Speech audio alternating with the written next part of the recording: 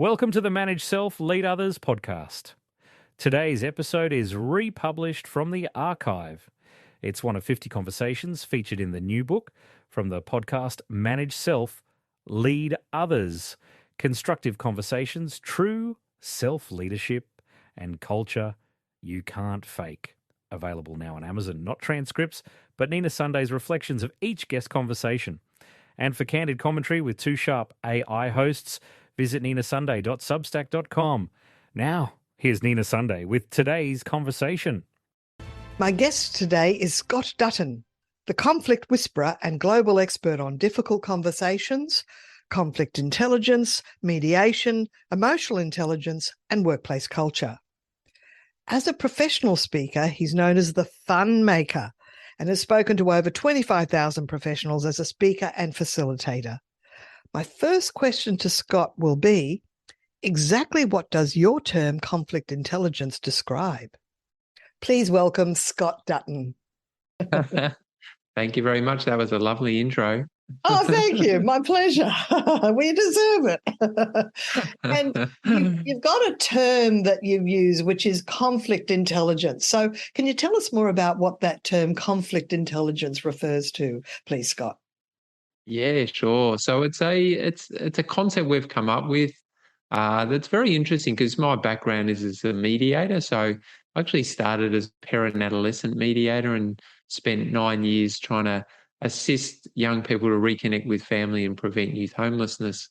And then we moved up to Byron from Melbourne about 17 years ago and started focusing on more workplace disputes. So I've had a lot of sort of experience in different settings, as well as doing a social work degree and a science degree. And so we've sort of brought a lot of those concepts together, as well as actually mindfulness. So I've been going to an ashram in southern India for 20 plus years, practicing meditation and mindfulness. And so we sort of brought all those concepts together to create conflict intelligence. So it's a really interesting concept. It's really about being smart with conflict, to put it simply. Lovely. Yes. And sounds like you've been doing incredibly important work because reconciling estranged youth from their family is such a worthy goal. But of course, now you work in the workplace transforming team culture, which is the whole point of this podcast, because in a previous podcast, I mentioned that I was asked to describe my favorite boss, and I wrote down a list of the 12 I could remember, and I went, none of them are my favorite. I mean, some of them were abjectly terrible, and some had some redeeming features that I learned from, but no one was anyone I would role model. Yeah, that's interesting. Yeah. That's interesting. It makes me think, because I've probably worked with about 500 different organisations over the years, mainly running training and doing some keynotes, etc., but mainly around conflict, difficult conversations, and, as you say, team culture. So I've come across a lot of leaders leading their teams trying to create a healthy culture.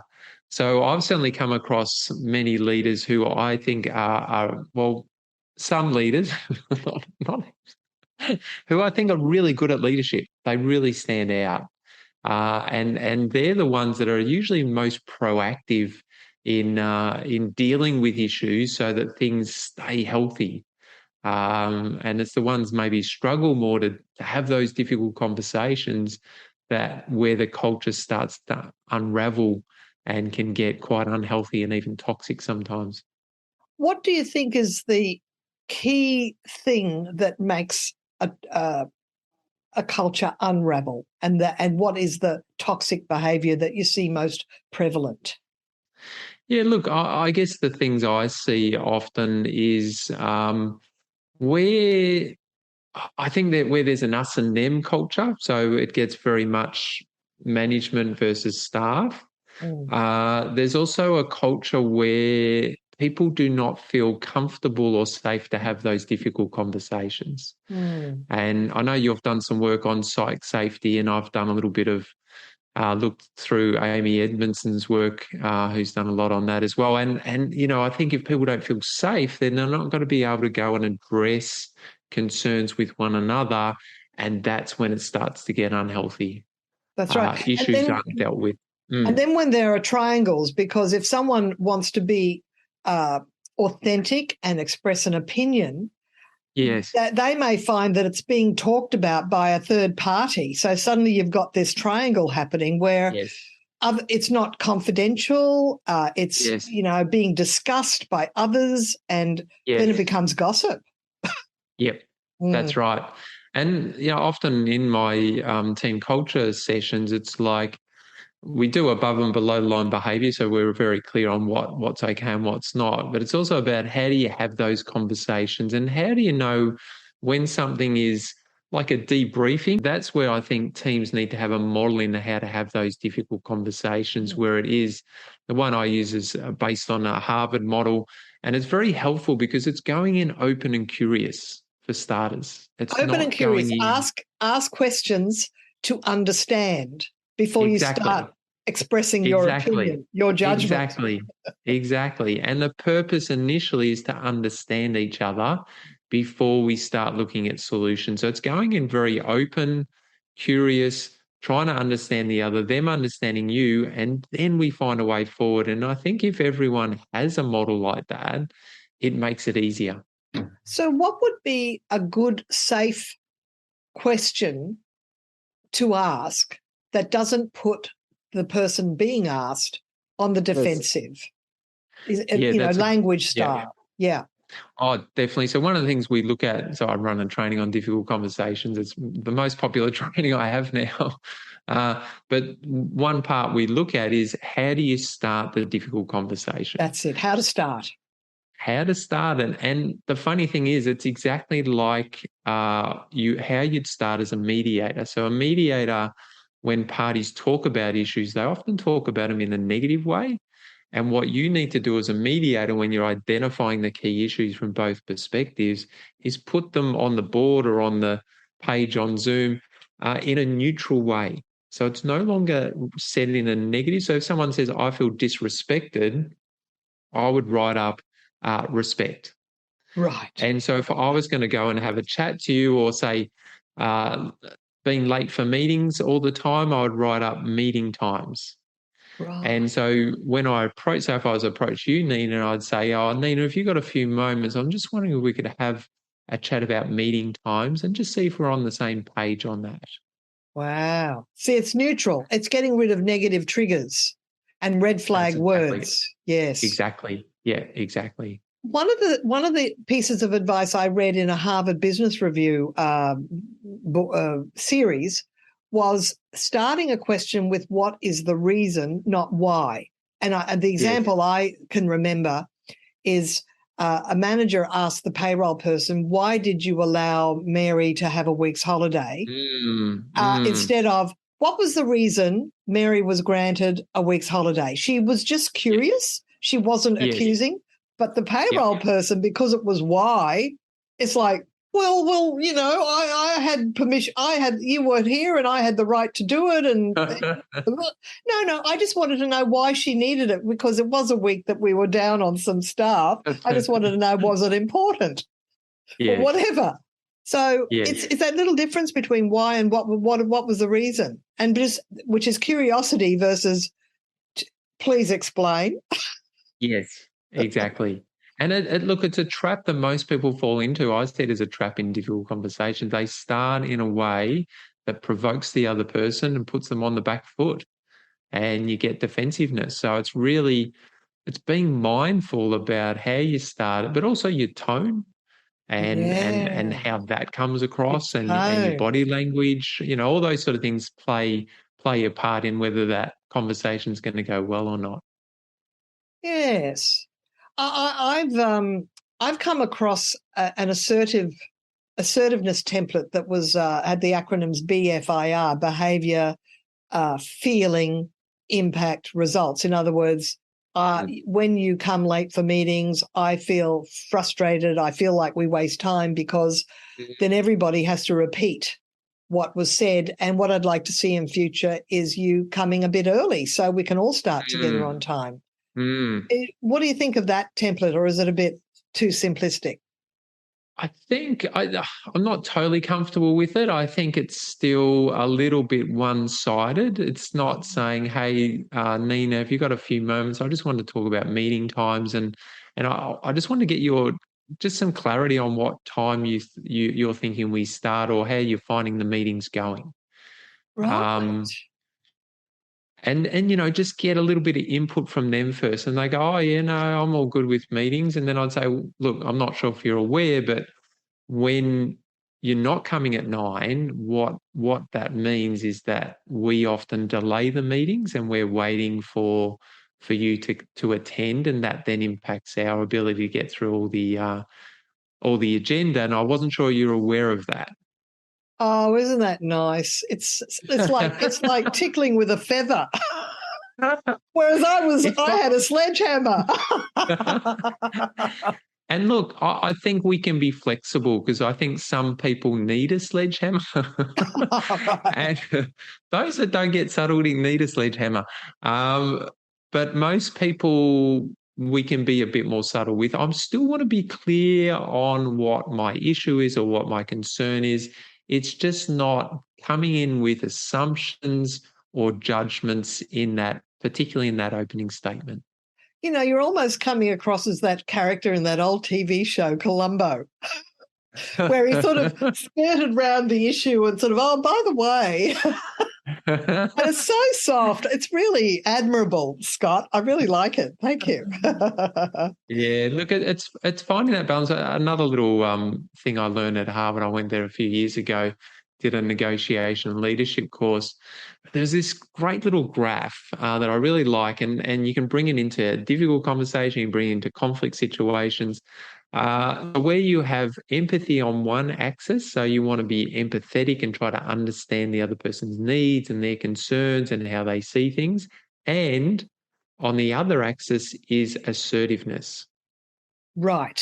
So it's about my needs and my concerns and my perspective, giving equal validity to both. And so if you bring that mindset in, it's not all about them and it's not all about you. It's giving that, the equalness to both. Yes, interesting. What's the one thing that managers could be doing that they're not doing now that would improve their conversations and giving feedback? Look, I think the first thing is a lot of managers get into their roles and they have a lot of skills, but they don't have skills in every area, which is, normal. Yes, They've obviously been identified with some skills as a leader or a manager, but they don't always, and it's the same with conflict. They're not trained in how to deal with conflict. So if they're not trained in it, they're not sure how to do it. I just had actually a president of a non-profit board ring me up just this morning and say, "Look, I've got this bullying situation and I'm really not sure how to deal with it. We need to do something. We've done a sort of an initial investigation. Can I get some advice?" And I was happy to just spend 20 minutes on the phone just talking through what I think would be the appropriate way to go, because you're not trained in how to deal with those sort of situations. And so managers then either put them off or try to sort of bumble through it and can potentially make it worse. Yes, and it's a conscious intention to want to improve how you give feedback and how you deal with conflict, depending on the degree of it. Isn't that right? Yes, that's right. And it's being able to be proactive. So if you understand a model in how to deal with it, whether it be a difficult conversation or a conflict situation between staff, if you have a model, you're going to be more confident knowing how to deal with it and will be more likely to deal with it quicker rather than let it sort of fester. And then that's when it can get unhealthy and impact other team members as well. That ability to be proactive and that's what I see those leaders I mentioned earlier who I feel are really great leaders is because they're open, they're honest, they're transparent, they'll have those difficult conversations and they'll still be very supportive of staff at the same time. And they'll have, a bit like Brene Brown, really clear boundaries. There'll be really clear boundaries in the workplace that people know what's okay and what's acceptable and what's not okay and not acceptable. Because sometimes it's the little things that leaders really find difficult to even give feedback on, because they think, well, it's just a small thing. They might think I'm petty. But you see, the behaviour you accept is the behaviour you condone, and then it can actually go off track. So it's about fast feedback, isn't it right? Yes, I agree. Fast, open, curious, still wanting to understand how they see it, and then raising how you see it, and then just coming to that understanding and being clear with that as well. Found this little thing called calling it in or calling it out. I don't know if you've heard of that. Well, I've heard the phrase calling it out, calling behaviour out, but I don't know about what the difference is calling it in. Yeah, so that's what I liked. It was like a subtle difference. So calling it out is like you see something really inappropriate and you go, hey, hang on there, I'm really uncomfortable with that. You make it very clear, very firm. That's not okay because it's likely to do harm.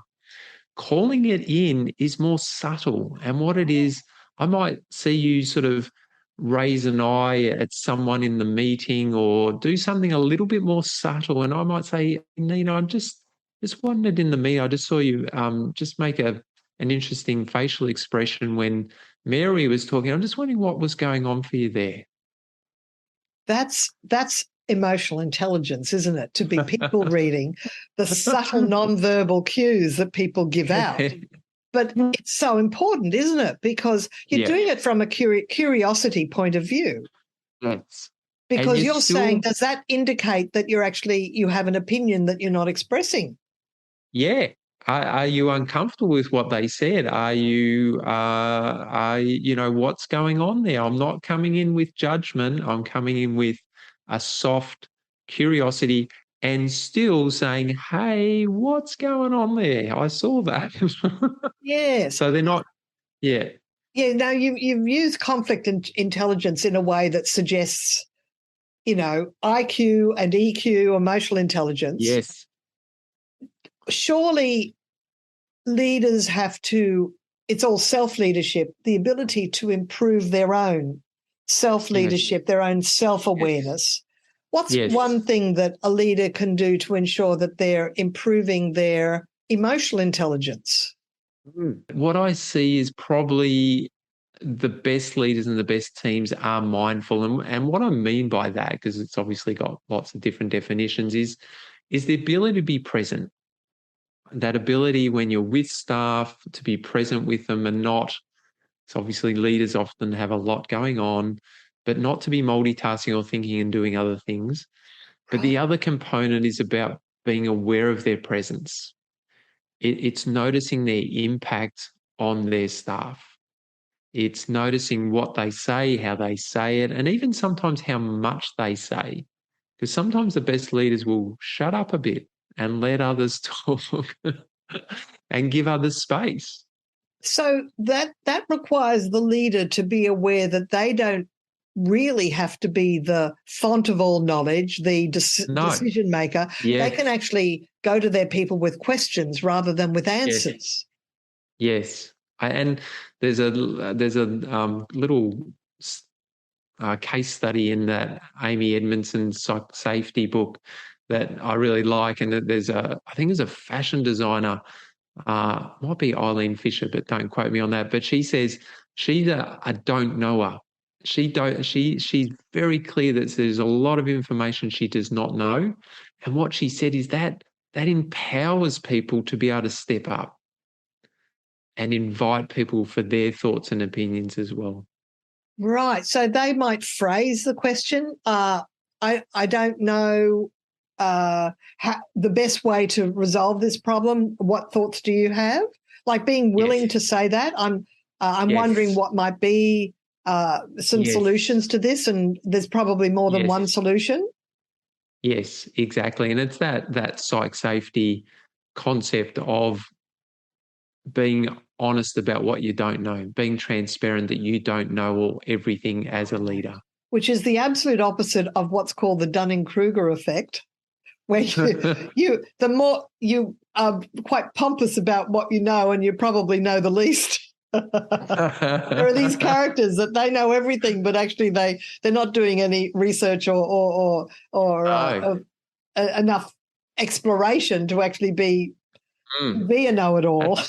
Is there any book that a middle manager, a senior leader can read that will actually help them in all the things we've been talking about? I don't read a lot of books, but I do run a lot of training, and I know they're very helpful. But that's being biased. But I do really think, whether they come to mine or someone else's, it's just getting that skilling up in how to do these really very tricky things.